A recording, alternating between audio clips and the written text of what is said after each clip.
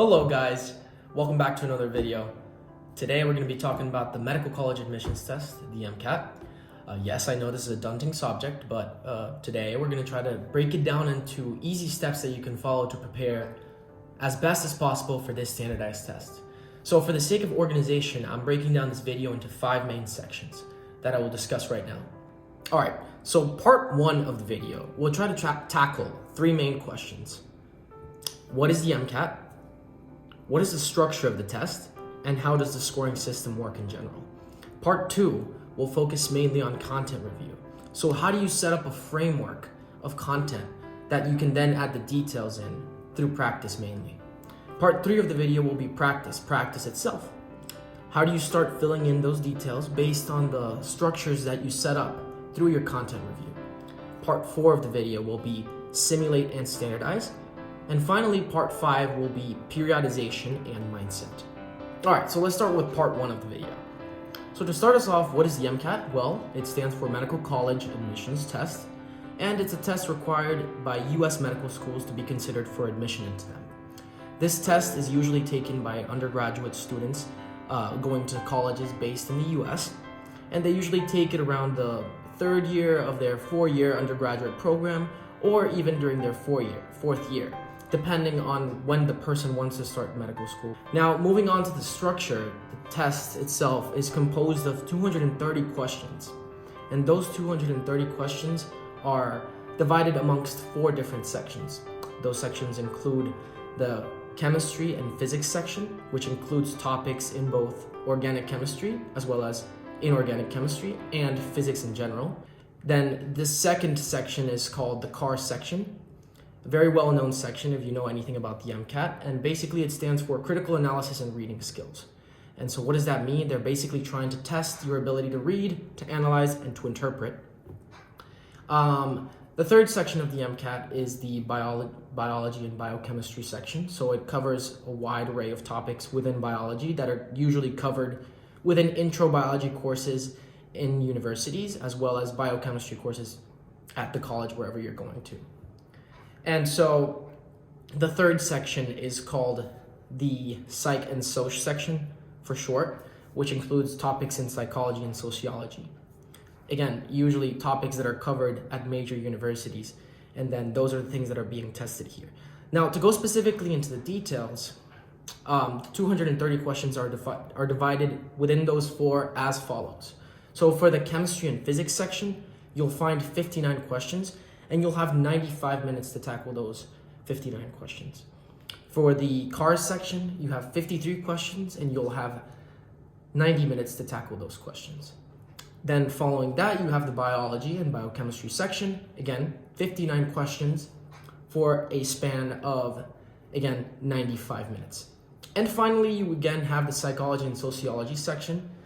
Again, 59 questions spanned over 95 minutes for a total of 230 questions over that time. All right, so that gives you a total of 6 hours and 15 minutes of sitting down and answering 230 questions. That's a lot. That's a lot. We got to take that into account. And that's something that we have to prepare for. And I will cover how to exactly prepare for that on step 4 of this whole video. Moving on to the scoring system, now that we've covered what is the MCAT and what is the structure of the test as well. The scoring system basically works in the following way. You can get as low a score as 472 and as high a score as 528. So that's kind of weird. Why did they choose these values? But just to understand it, they take every single individual that took the test on the same test day as you, and they put them over a normal distribution, right? And then based on those percentile ranks, they'll assign a specific percentile rank to a specific score within the range of 472 to 528. And so just to give a better representation of that, I will post a picture somewhere over here of what that distribution looks like. And then to understand where the mean lies for the distribution, we know that the mean lies actually at about 500 to 501. Usually the 50th percentile is found around that score. And so anything above that would give you a percentile higher than 50th percentile, and anything below that will give you a percentile lower than 50th percentile. So usually what people aim for, it really depends on the schools that you want to apply for, but it also depends, like ideally, you'd like to be above the 50th percentile. Anywhere to the right of the mean of this distribution, right? And so now that we've covered that, we can move on to part 2 of this video. All right, so moving on to part 2 of this video, which is content review. The question that I want us to keep in mind as we try to tackle the question of how to review content for this exam, it's a massive exam, is how do I set up a framework of knowledge that I can then go into practice with and add the details into that. So I'm going into practice having a framework of knowledge to which I'm just adding the details and the strategies that I need in order to tackle questions effectively. So the first thing you need to do is to find a place to review all of the topics that could be potentially asked on test day. Usually the most common resources for this is that you buy a set of books either from the well-known company Kaplan or from the well-known company Princeton Review. They have a set of 7 books that covers all of the areas which I've discussed in part 1 of this video, and then read them. So the thing to keep in mind here is that reading books is a very passive process. Even if you're annotating the book, doing notes on the sides, you're still not really integrating these concepts into your preset mental and knowledge-based structures. When you're reading, it's a very passive process. Like I said, you're not really giving everything much thought. So the best way to learn for this test is through practice, not through the content review. So for the content review, we just have to focus on setting up a framework to which we can then add the details in practice. I will keep saying this a lot throughout this video, but that's my personal philosophy with this test.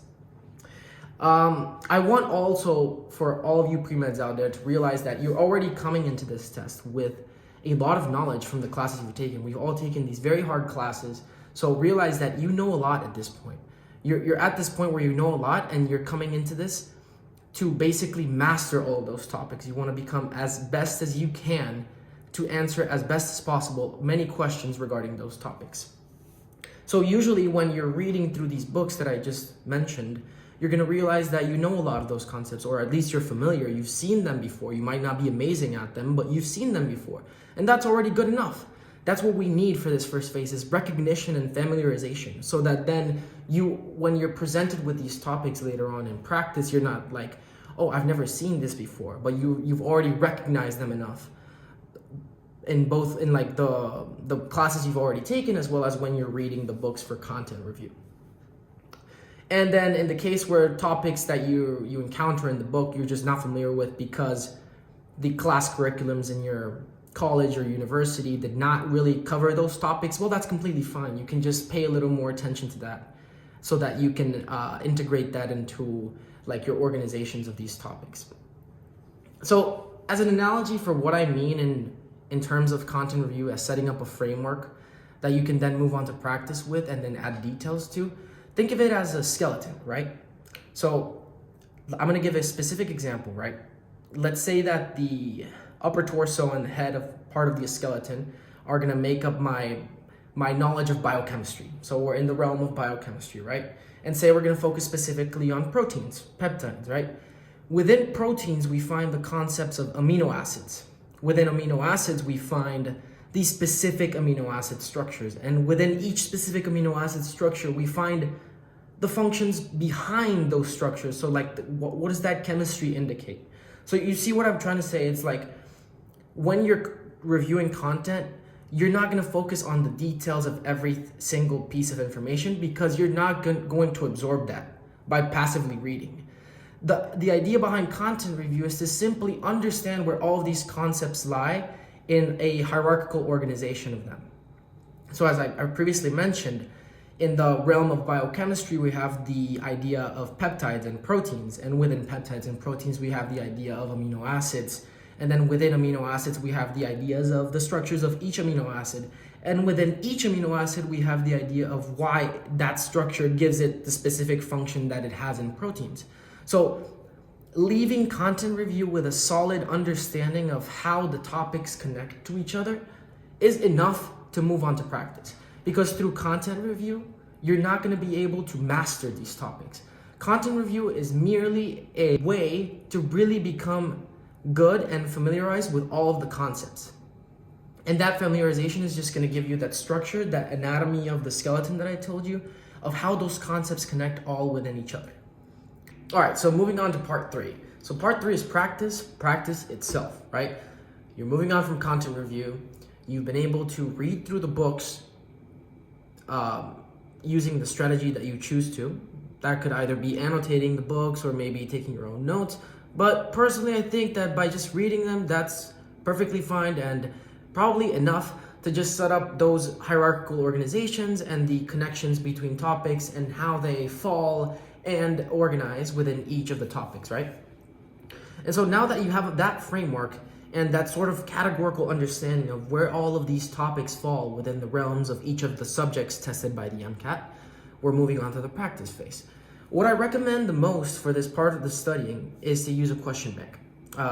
From a large test prep company like UWorld, for example. UWorld is a great test prep company that makes question banks for the MCAT, for the USMLE Step 1, and for the USMLE Step 2 CK. So it's like they have experience in making good question banks.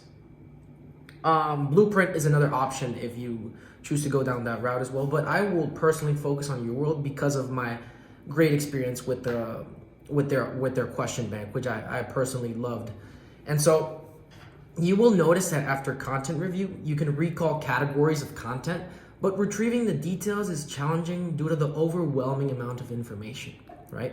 So when you actually were reading through the books, you might have the tendency to feel overwhelmed by all of these things that could be potentially asked to you on test day. But the thing to keep in mind is that when you're reviewing the content, you're just setting up those frameworks that we already discussed and not memorizing or really integrating all of those concepts so that you can recall them easily later on. And so through practice, you will be able to capitalize on every chance to correct concept misunderstandings, knowledge gaps, and to build your taking strategy of choice. So what is UWorld? I will cover that first. So UWorld is a test prep company that makes a large, over 2,000 question bank for the MCAT. And so that question bank is actually really good because it breaks down those 2,000 plus questions over more than just the 4 sections that the MCAT has. So it's even more broken up. So for example, there'd be a section that is specifically focused on biology, or a specific section that's focused on biochemistry, one that's focused on physics, general chemistry, organic chemistry, psychology and sociology, and cars. So you'll find a specific amount of questions from the 2,000 plus that are dedicated to biology, biochemistry, and so on. So why is UWorld good? It's good for 2 reasons, or a couple more actually. Questions are very similar to MCAT questions, like extremely similar, and I would say even better than the AAMC questions themselves, just because of the explanation that accompanies them. The question bank covers about 99% of the topics you need to know. So by answering the whole question bank, you'll probably be exposed to every single instance or every single piece of information that might be asked to you on test day. So that overall just gives you like great preparation for the test. And then third, explanations are sublime.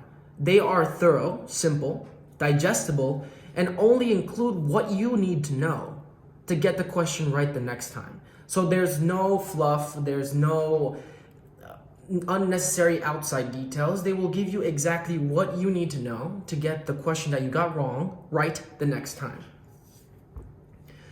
The other thing that we have to keep in mind for UWorld is that there are 3 opportunities to capitalize on knowledge growth and making the most out of this Q bank. Those 3 ways in which you can capitalize on misunderstandings and knowledge gaps are the following: the questions you get wrong, the questions where you guessed, and the questions that you were just unsure about and somehow probably got right or wrong, right? So every time you get a question wrong, that's an opportunity to capitalize on something that you need to master or that you just haven't mastered yet, right? And so every time you also guess on a question, that's also another opportunity to capitalize on a knowledge gap, on something that you're just not very clear on. And again, through really understanding how to get it right the next time, you're mastering that topic and mastering that question type as well. So in each of those instances where you get a question wrong, where you guessed, or where you were just plain sure, like unsure about a question, we need to keep the following 4 questions in mind. Why did I get the question wrong or guess? What was wrong with my thought process? What do I need to know to get this question right the next time I encounter it? And fourth, what piece of information will I store into an active recall system so that I don't forget the details that I need to get those questions right the next time? Very wordy what I just say, but I will further develop what that means. Now, based on that fourth question that I just introduced, so what piece of information will I store into an active recall system? I will introduce another resource that you may find very helpful to integrate the process of capitalizing on every opportunity of growth through questions you get wrong.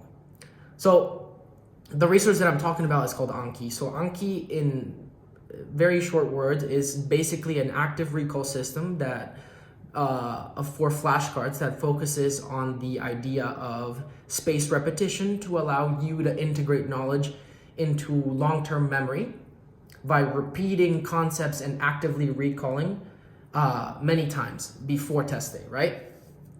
And so pairing Anki as the active recall system of choice for flashcards with UWorld as the Q bank through which you capitalize on every opportunity of growth through questions you get wrong, through questions where you guessed, and through questions where you were just simply unsure of, is the best way to take advantage and learn through practice.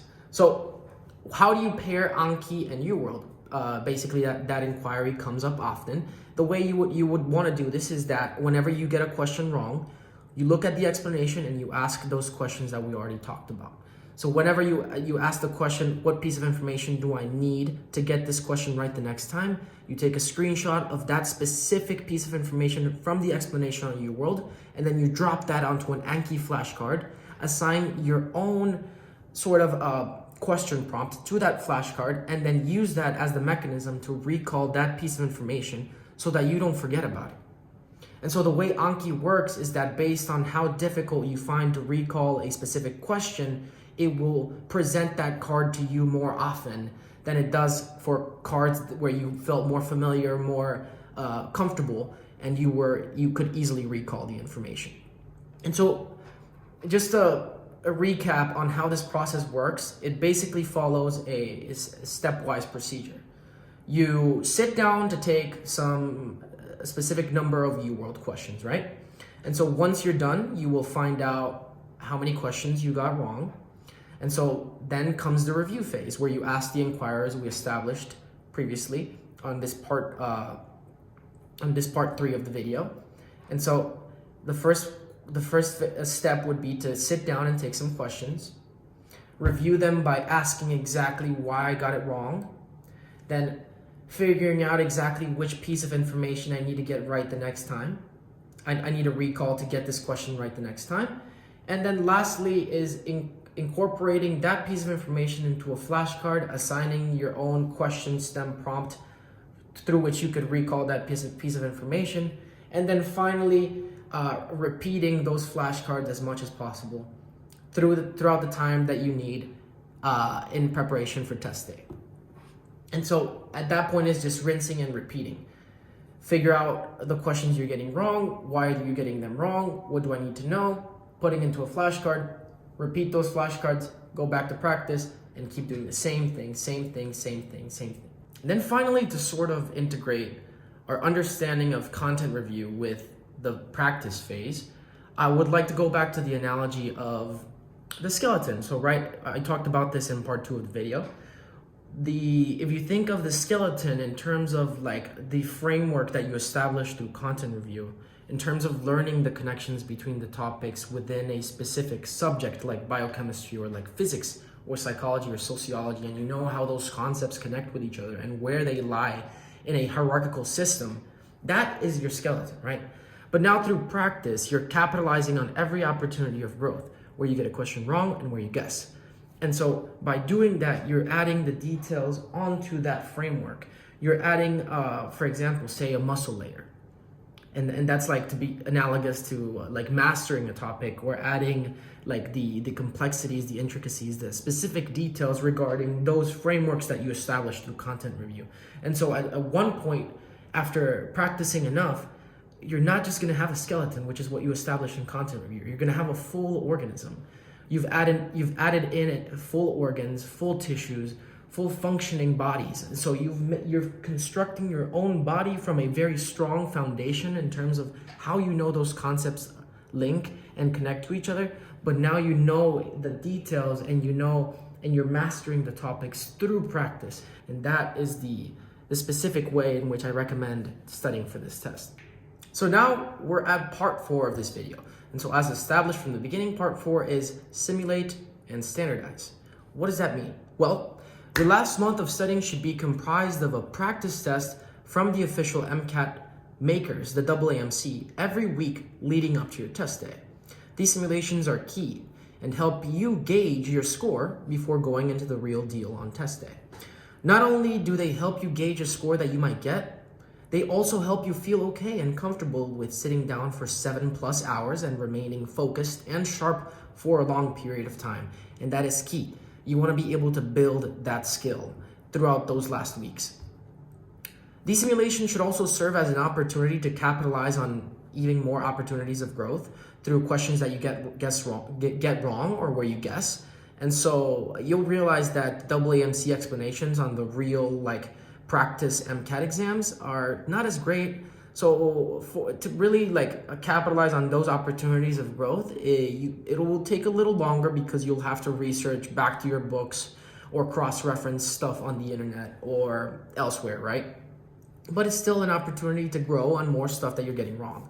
Finally, it is important to standardize what you want your test day to look, feel, and be like by recreating those conditions every time you simulate a test day. Understand when it's best to drink coffee so that you don't end up having to go to the bathroom in the middle of a section. Understand that the snacks that make you the least sleepy and that boost your energy and mood. Simulate the actual time at which you'll be taking your exam and establish a regular, consistent, and healthy sleep schedule 3 weeks prior to test day to make sure that you are as sharp as possible on test day. This part of prep is called standardization because you want to minimize change on every level for test day.